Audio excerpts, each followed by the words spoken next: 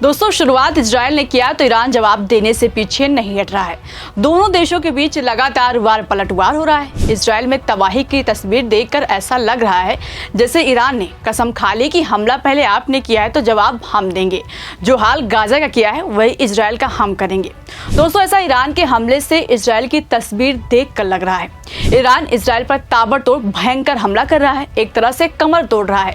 Israel की तबाही की एक के बाद एक तस्वीर सामने निकल कर आ रही है। अब इन तस्वीरों को देखकर बेंजामिन नेतन्याहू ईरान को धमकी देने लगे हैं। कहा जा रहा है कि अब ये जंग तीसरे विश्व युद्ध में बदल सकता है। क्यों ऐसा कहा जा रहा है और ईरान ने इजराइल में कैसी तबाही मचाई है जिसे नेतन्याहू धमकी दे रहे हैं, सारे चैप्टर आपके सामने खोलूंगे। लेकिन पहले एक बात खबर की कर लेते हैं।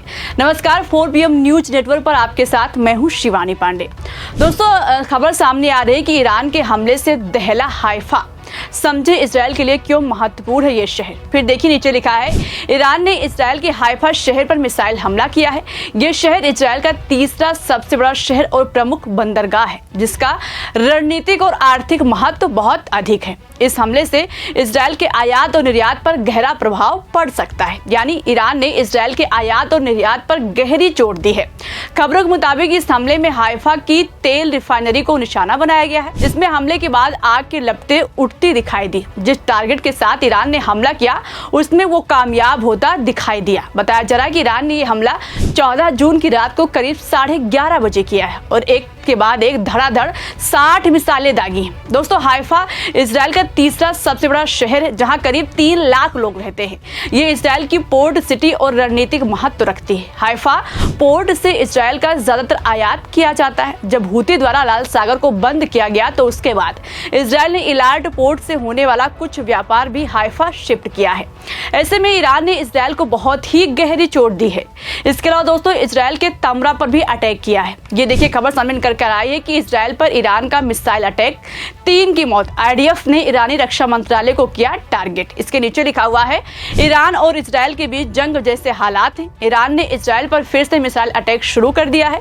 ईरान मिलिट्री ने कहा है कि ऑपरेशन ट्रू प्रॉमिस 3rd आधिकारिक तौर पर अपने अगले चरण में पहुंच गया है। ईरानी मिसाइल हमले से इजराइल में 3 महिलाओं की मौत हो गई है और ये बात खुद इजराइल के चैनल 14 की तरफ से बताया गया है कि हाइफा पर ईरानी मिसाइल हमलों में मरने वालों की संख्या बढ़कर 3 हो गई। यानी दोस्तों, जिस तरह से ईरान हमला कर रहा है उससे तो यही लग रहा है कि वो अब शांत नहीं बैठेगा। पहले छिड़ा इजराइल ने तो जवाब देने से वो पीछे नहीं हटेगा।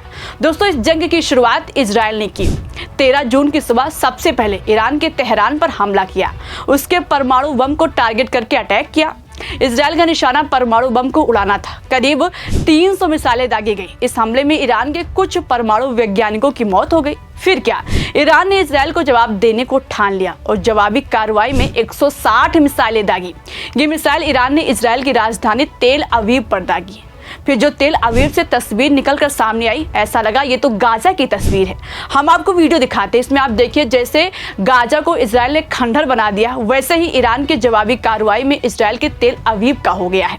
अब बात कर लेते हैं कि आखिर इजराइल ने हमला क्यों किया। दोस्तों, बताया जा रहा है कि ईरान पर इजराइल ने इस मकसद से हमला किया था कि वो परमाणु बम ना बना पाए। खबर आ रही थी कि ईरान परमाणु बम बनाने के बेहद करीब पहुंच गया है। उसके पास प्योर यूरेनियम की मात्रा 90% हो गई। अगर ऐसा हो जाता तो ईरान और ताकतवर हो जाता। इसलिए अमेरिका जैसे पश्चिमी देशों ने इजराइल के माध्यम से ईरान को कमजोर करने की चाल चली और इजराइल ने हमला कर दिया। लेकिन यहाँ पर तुम शेर तो हम सवा शेर वाली स्थिति देखने को मिल रही है। दोनों एक दूसरे पर वार पलटवार कर रहे हैं। ईरान और इजराइल के बीच लगातार मिसाइलें दागी जा रही हैं। लेकिन ईरान के जवाबी कार्रवाई से अब बेंजामिन नेतन्याहू घबराने लगे हैं। नेतन्याहू ने धमकी दी है कि उन्होंने ईरान के खिलाफ कठोर कार्रवाई जारी रखने का संकल्प लिया है और उनका देश ईरानी शासन के हर ठिकाने और लक्ष्य पर हमला करेगा। नेतन्याहू ने अपने देश के नागरिकों से कहा है कि बहुत जल्द भविष्य में आप तेहरान के आसमान पर इजरायली वायुसेना के विमान देखेंगे। इतना ही नहीं, यहाँ पर नेतन्याहू ने बता भी दिया है कि हमला करने का उनका मकसद क्या था। ये देखिए, खबर में लिखा है, इजराइल किसी भी कीमत पर ईरान को परमाणु बम हासिल होने नहीं देना चाहता है। इजराइल के अलावा अमेरिका भी ईरान को एक परमाणु देश की लिस्ट में नहीं देखना चाहता है। यानी दोस्तों, इसमें अमेरिका का भी पूरा हाथ है। अमेरिका के सपोर्ट से इजराइल ने हमला किया है, लेकिन उधर ईरान की तरफ से कह दिया गया है कि हम इजराइल के हर इरादे पर पानी फेरेंगे।